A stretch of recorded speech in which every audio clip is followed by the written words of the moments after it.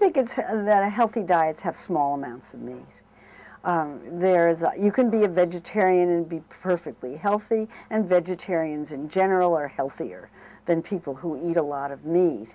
But there are advantages to eating small amounts of meat. There are, they're not necessary advantages, but they're there. And certainly in developing countries where kids don't have enough food, a little meat thrown in makes a big nutritional difference. In the United States, where there's plenty of food around, I don't think it makes very much difference. The only thing that vegetarians need to worry about is eating a variety of food and getting enough calories, which is not very hard to do. I don't see vegetarian diets as being an issue in any way whatsoever, as long as there's some animal food in the diet, like eggs or fish or dairy products or something like that. The minute you move from that into vegan diets, you raise questions about one vitamin, and that's vitamin B12, because that only comes from products of animal origin or bacterially fermented foods. So you have to make sure that you've got a source of vitamin B12 in your diet and that you're eating a variety of foods. But other than that, I just don't see it as an issue at all, except for kids.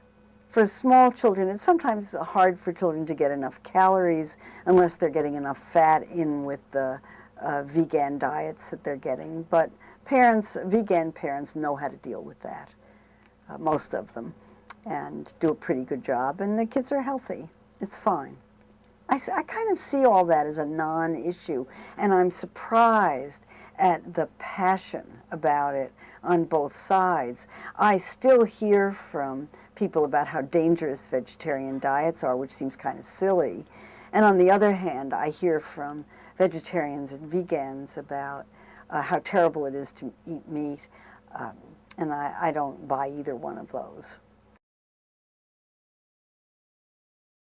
Yeah, the issue of meat eating and the environment is a very important one, particularly industrially raised meat in confined animal feeding operations where you have a large number of animals in a very small area. And there's the whole question of, first of all, what happens to their waste, because a pig farm can easily produce the amount of waste that a city of 20,000 people would produce in a day.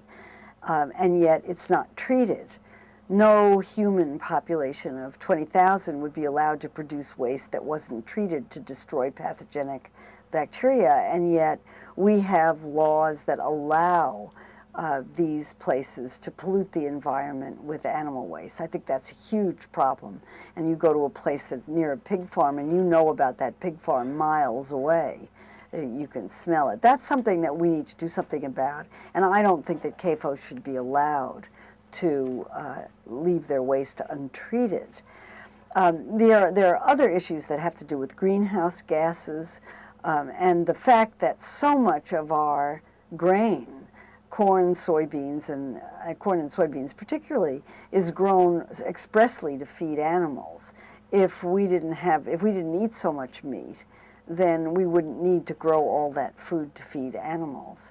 And that would also have great benefits for the environment. So I guess where I stand on this is if you do eat meat, then just don't eat so much of it.